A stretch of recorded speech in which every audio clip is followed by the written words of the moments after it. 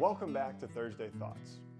We're exclusively on YouTube now with this, and I'm excited to talk to you about one of our favorite brands to work with, and that's Lost Lantern Distilling Company. No, this Gentle Giant wasn't in their newest release, but this is a really good release. If there are still bottles out there, I recommend grabbing this.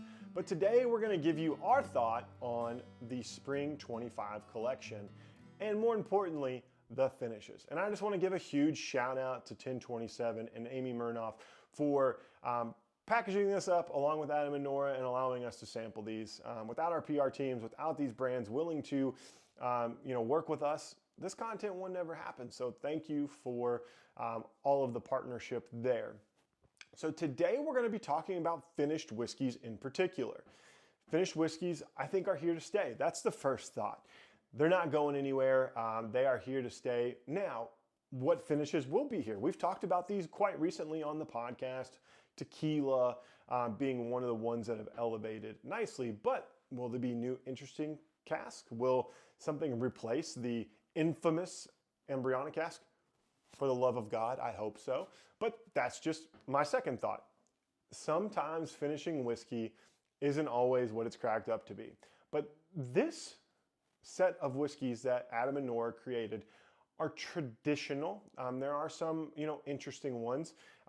I went on a journey, me and Google and ChatGPT and Grok and all the other, AI features to help me learn as someone who knows nothing about a lot of things.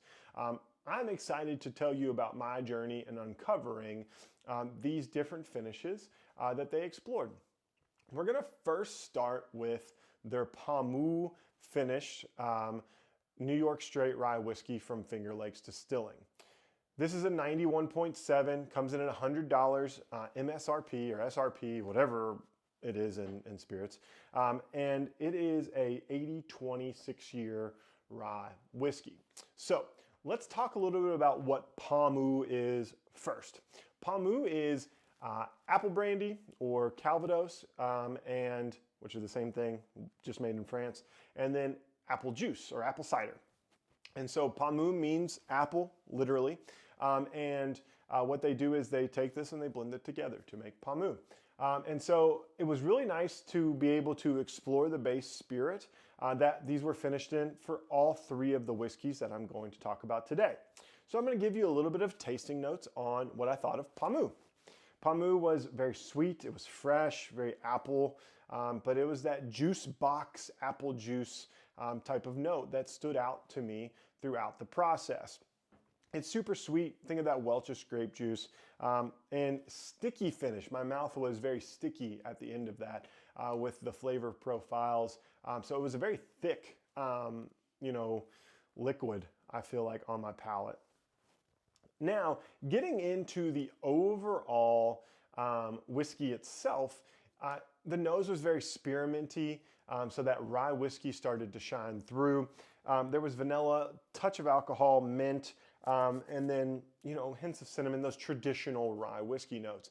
But the palate really stood out here, and the palate was very apple pie forward. So apple, a little bit of butteriness that came through, a little bit of that pie crust type of notes, cinnamon kind of just sprinkled on top. So the palate was very appetizing. The finish was slightly tart, very apple juice forward, I thought. And so overall, this one was good. I think it's got a lot of application for the spring, summer from a cocktail perspective because it's at a good proof that you can dilute in cocktails, but it's also something that could stand up, in a highball, just something simple, or just on the rocks. So let's move on to the next one, which is probably the most controversial one for me. And the reason that is because I do not care for bitter. And whether that's vermouth or Nocino.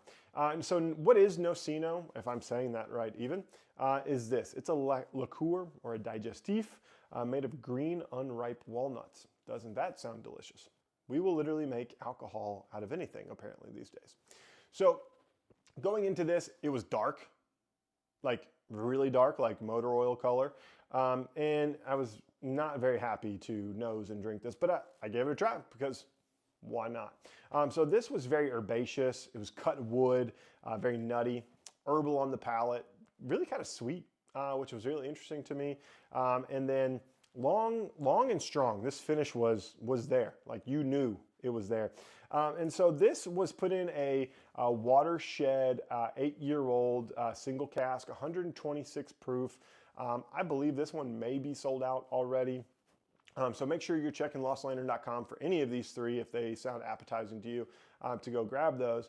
And so this, was very interesting to me because I assumed, based upon the base spirit, I was going to hate this.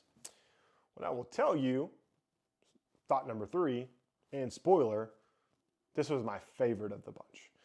I thought it was the most balanced. What I thought ultimately was that the equal parts were better, or the sum of the parts were better than the parts themselves. I'm not really familiar with Watershed's base spirit, but I thought this was a very elevated drinking experience. So on the nose, you do get some bitter kind of coffee notes, but also coffee creamer, which I really like. I'm not necessarily into coffee, but I do like the smell of coffee and the aromas and the coffee creamer notes. There was a little bit of bitterness, honey, cinnamon on the palate, on the finish, or on the nose there. The palate was sweet, rich, a little tannic, but that coffee and that herbaceous note really kind of mellowed out and worked really nicely together. And then it was long and sweet.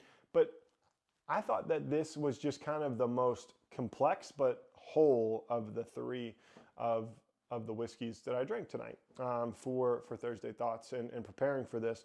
And lastly is the Opalescent Orchard, so New York Distilling Apple Brandy Finished Straight Rye Whiskey at 114.9 proof at $100 SRP.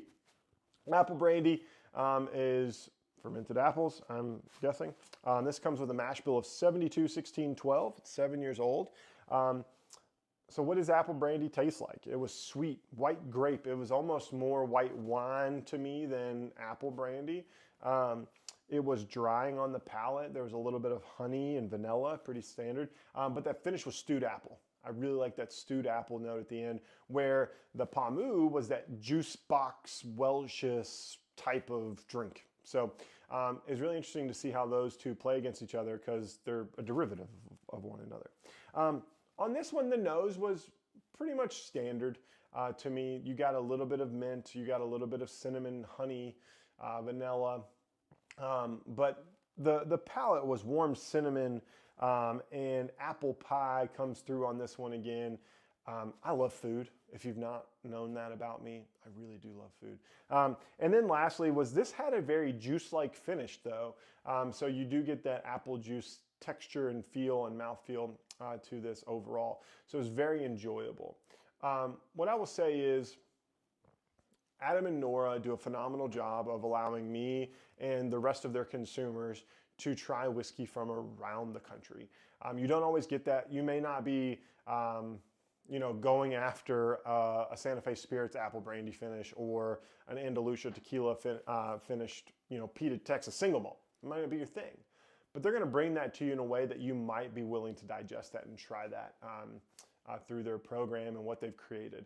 And don't forget, Lost Lantern just created their Discovery Club, which is something you should check out if you're interested in receiving some of their bottles and joining Adam and Nora on this road to exploring American whiskey that they're crafting for all of us to try. And so ultimately, at the end of the day, I think this is a great lineup. There's a lot of versatility in each of these products. The Watershed, I'd say, ranked the highest for me with that Nocino finish, but I did not like the Nocino by itself at all. So that was very interesting. So, really interested to hear your thoughts. What Lost Lantern bottles have you tried? What are your favorites? Have you tried any from this 2025 release? We would love to know. So again, this is exclusively on YouTube, so make sure that you're subscribing. We'll be back next week with Thursday Thoughts. We'll figure out what that is along the way because it's normally just a thought that I have. And we are excited to continue this journey with you. So catch us next week, 7 o'clock, Thursday evening. Until next time, cheers.